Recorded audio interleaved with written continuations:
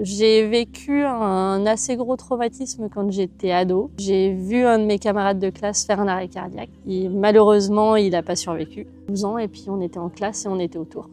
Donc on a assisté vraiment à toute la scène.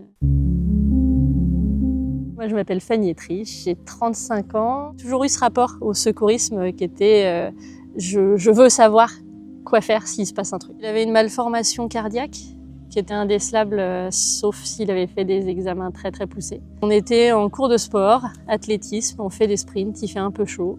Il a dit qu'il se sentait pas très bien. Le prof est tout de suite allé le voir, il l'a fait s'asseoir à l'ombre. Il a très très vite cerné la situation et il a très très vite massé. Et puis ce qu'il y a, c'est que nous on avait 12 ans et puis on était en classe et on était autour.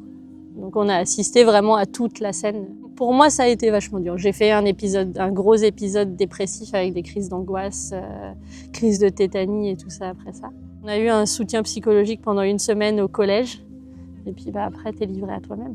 Elle n'était pas aussi libre sur la santé mentale, sur la dépression, sur le suicide, sur en fait toutes ces questions qui sont un petit peu complexes. Ça avait tendance à être caché sous le tapis. En vrai, ça me fait vachement de bien d'en parler. Ah, c'est ouf comme interview, mais... Ah, tiens. Non, mais ouais, vraiment, là. On va se mettre à chialer tous les deux. C'est ça. Mon petit cœur de féministe s'engage quand même, surtout pour vous les hommes, parce que je pense que de ce point de vue-là, vous avez pas le droit d'être pas bien. C'est plus compliqué. C'est vachement Mais plus compliqué. ça change tout doucement.